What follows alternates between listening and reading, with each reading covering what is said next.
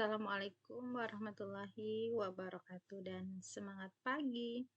Pada kali ini saya akan mencoba mengerjakan soal untuk UKK Akuntansi 2022 menggunakan paket 2. Di dalam video ini kita akan memproses entry jurnal di mana kita akan membuat jurnal pembelian, penerimaan kas, jurnal umum, penjualan, pengeluaran kas, kas kecil, kartu persediaan, serta membuat buku besar, pembantu utang maupun piutang.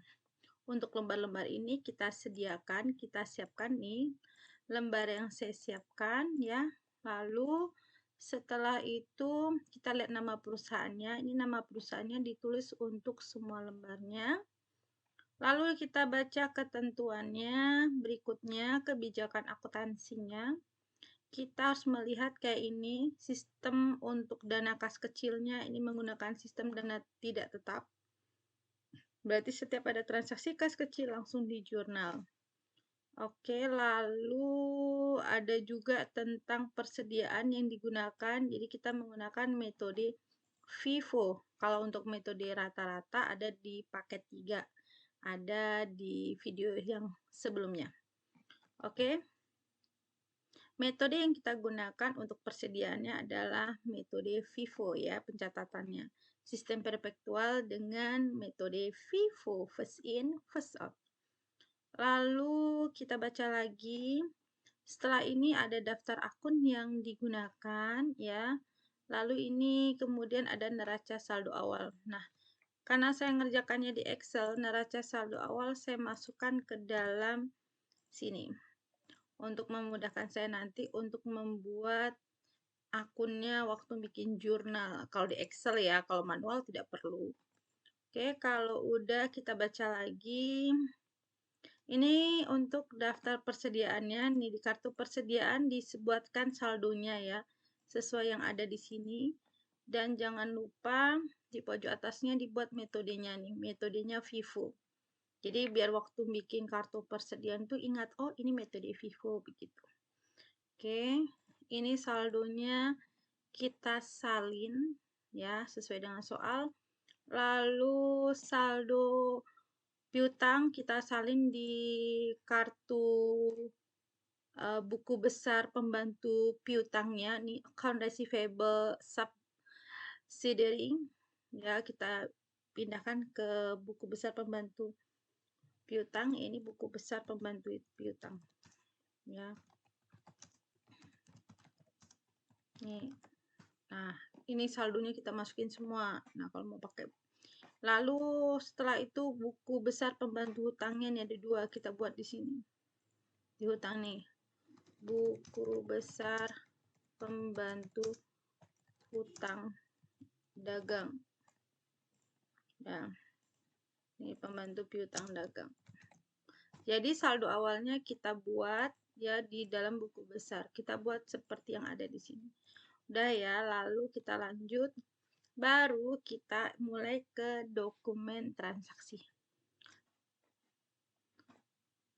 Yang pertama adalah dokumen 1. Dokumen 1 merupakan bukti kas keluar yang terjadi tanggal 1 Desember 2021 untuk pembayaran gaji karyawan bulan November sebesar 31.250.000.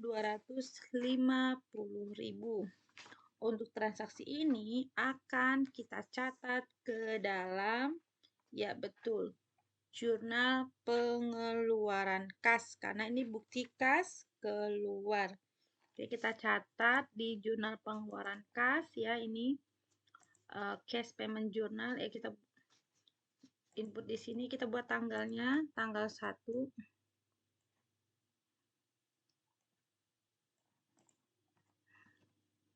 Tanggal 1, nomornya 01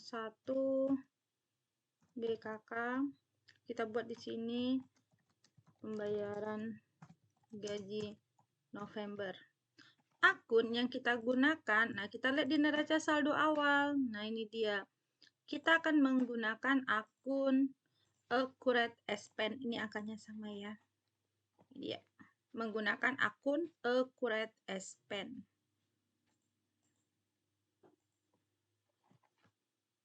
Berarti di kolom Other, nama akunnya adalah Accurate Spend. Lalu tulis nomor akunnya 21202, angkanya 31.250.000. Nah, seperti ini adalah jurnal yang kita catat untuk dokumen 1. Dimana kalau dokumen 1 bukti kas keluar, kita catat di jurnal pengeluaran kas atau cash payment journal. Debitnya adalah accurate spend, kreditnya adalah cash in bank. Seperti ini aja jurnal untuk dokumen nomor 1. Nah ya, dokumen nomor 1. Sekarang kita ke dokumen nomor 2. Dokumen nomor 2 merupakan bukti kas masuk yang terjadi tanggal 2 Desember 2021 untuk pelunasan piutang karyawan sebesar 1.875.000. Karena bukti kas masuk, kita catat ke dalam jurnal penerimaan kas. Kita buat tanggalnya, nomornya 01 BKM. Yang ini kita buat keterangannya, misalnya di sini adalah piutang karyawan. Uang yang kita terima yang ini. Berarti langsung di kolom, iya betul, cash in bank-nya 1.875.000. Nah, ini dia jurnalnya ya, cash in bank. Nah, kreditnya apa? Kita taruh di kolom other, karena dia bukan account receivable, tapi piutang karyawan menggunakan akun other receivable. Ya, nomor akunnya adalah 11203, angkanya sama 1.875.000. Jadi dokumen nomor 2 ini kita catat di jurnal penerimaan kas. Debitnya cash in bank dan kreditnya adalah other receivable. Ya, karena ini untuk piutang karyawan. Oke, kita lanjut ke dokumen nomor 3. Nomor 3 ini pelunasan utang dagang ya. Ini bukti kas keluar untuk tanggal 4 Desember 2021. Di mana ini dibayarkan kepada PT Andara untuk pelunasan utang dagang ya, yang tanggal 23 November 2021. Terminnya 3/15 N45. Angka yang kita keluarkan yang ini 316.098.750 rupiah. Karena kas keluar ya berarti jurnal pengeluaran kas. Nah, kita buat tanggalnya dulu. Tanggal 4. Nomornya adalah 02. 02. Ini kita buat namanya PT Andara. Nah, kita angka cashnya ya. Cashnya yang ini.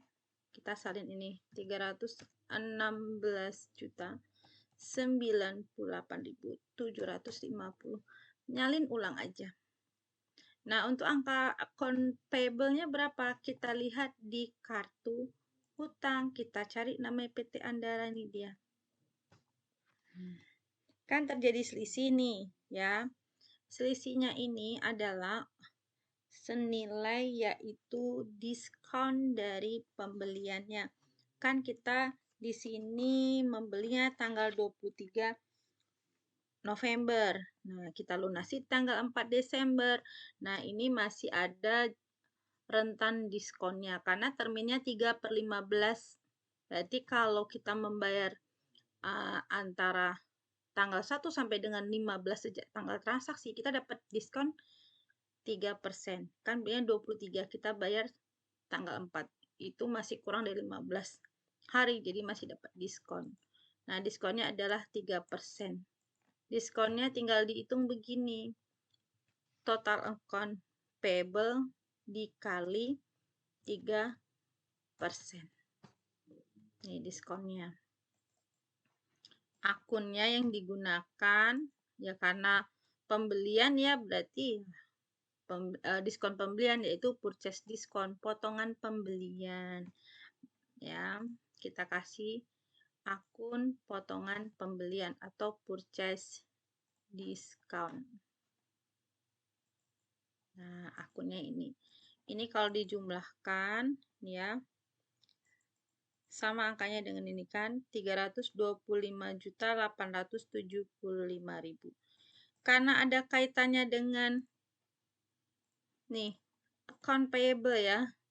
Jadi kalau ada akun namanya account payable, itu harus kita pindahin ke kartu hutang. Di namanya PT Andara. Tanggal berapa tadi? Tanggal 4. Pelunasan. Berarti cash payment journal. Di debit. Kenapa debit? Karena nih account payable-nya di debit. Yang dipindahkan ke kartu hutang itu bukan angka cash in bank-nya, tapi angka account payable-nya. Yang dipindahkan ya angka account payable ini ke kartu hutangnya. Berarti saldo kredit ketemu debit dikurangin, udah lunas. Jadi kalau ketemu namanya account payable, nah itu harus kita salin ke kartu hutang. Nah, seperti ini jurnal untuk tanggal 4. Jadi tanggal 4 Butikas keluar itu jurnalnya adalah debitnya account payable. Dilihat dari angka di kartu hutang tadi ya, dari sini. Ini dia yang kita lihat. Lalu angka yang ada di sini 316.098.750 ini yang dipindahkan ke cash in bank. Selisihnya adalah total dari account payable dikali dengan 3%, karena syarat terminnya 3/15 N per 45 ya, 3% di sini. Oke, dokumen ini udah selesai. Dokumen 3 yang dicatat di jurnal pengeluaran kas, ini jurnalnya ya. Oke, kita lanjut ke dokumen 4, voucher kas kecil. Kita lihat voucher kas kecil tanggal 5 untuk pembelian perlengkapan sebesar Rp1.218.750. Kan voucher kas kecil. Metodenya tadi metode dana tidak tetap ya. Jadi kita harus catat ke dalam jurnal kas kecilnya ya, petty cash-nya. Tanggal 5. Nomor ini 01 Kakang.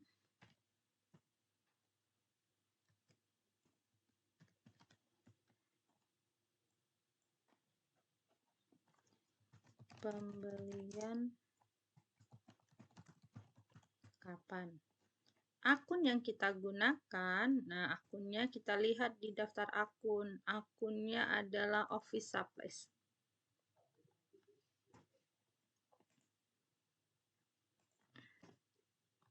Senilai 1.218.000. 1.218 yang 218.000. Nah ini dia, Rp1.218.750. Seperti ini jurnal untuk dokumen transaksi nomor 4 yang dicatat di jurnal kas kecil. Debitnya Office Supplies, kreditnya adalah kas kecil. Oke, lanjut dokumen 5 ya. Ini pada video kali ini kita sampai dokumen 5 ya. Kita lihat apa sih bedanya metode FIFO sama average. Kan di sebelumnya udah bikin average, sekarang FIFO. Kalau untuk transaksi lain nggak ada masalah, tetap sama kayak pengeluaran kas, penerimaan kas. Yang beda nih kayak gini nih. Kayak ini kan faktur penjualan kredit kan, toko lavender. Itu toko lavender itu kan nama dari customer kita. Nah, ini kan penjualan kredit yang harus dicatat di sales journal. Mungkin pencatatan awalnya sama, yang beda adalah saat kita memindahkan ke kartu persediaan. Kita coba ya. Tanggal 6, nomornya 71 PJ. Ini adalah toko lavender. Nih customernya nih namanya toko lavender. Tinggal nyalin aja namanya. Total account receivable-nya kita lihat yang total paling bawah ini. Tinggal salin aja 289.712.500. Jadi tinggal nyalin ya. Angka sales of merchandise yang ini 263.375.000. Nyalin yang ini aja. PPN-nya juga nyalin yang ini, PPN, paid out-nya 26.337.500. Udah seperti ini, nyalin ya. Oke, kalau udah, karena ini ada account receivable, ya kita pindah dulu ke account receivable-nya. Tanggal 6. Penjualan. Search journal. Di debit. Dilihat di sini, kan ini debit ya, pindahkan debit. Nah, seperti ini. Udah, seperti ini ya. Oke, berarti udah selesai ya. Ini yang ini dipindahin. Karena penjualan belum kelar, kita harus menghitung harga pokok penjualan dan persediaannya. Kita catat di sini, di general journal. Kenapa nggak di sales journal aja, Bu? Misalnya. Karena di sini nggak ada kolomnya, jadi kita buat di general journal. Tapi kalau di sini ada kolom COGS sama merchandise inventory, boleh di sini. Kalau nggak ada, ya kita taruh di sini aja. 671 PJ.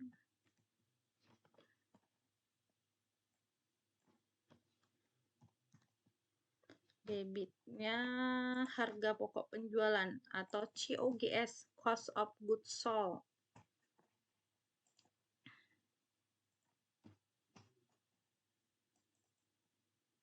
Oke, kreditnya adalah persediaan atau merchandise inventory.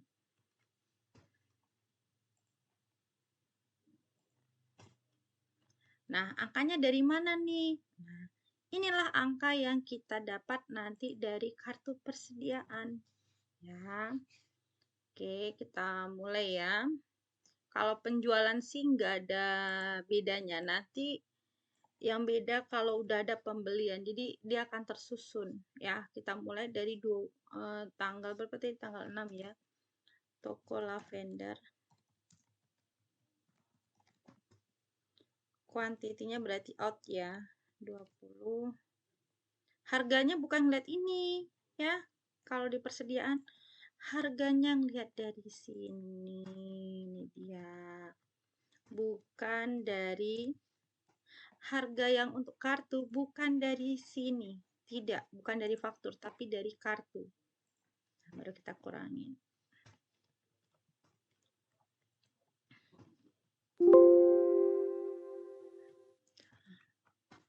Harganya tetap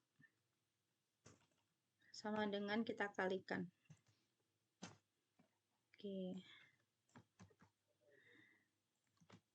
Ini nilainya 18 yang out. Nih, kita lihat faktur tuh cuma ngeliat kuantitinya aja. Berapa jumlah barang yang dijual, bukan harga. Harga ngeliat kartu.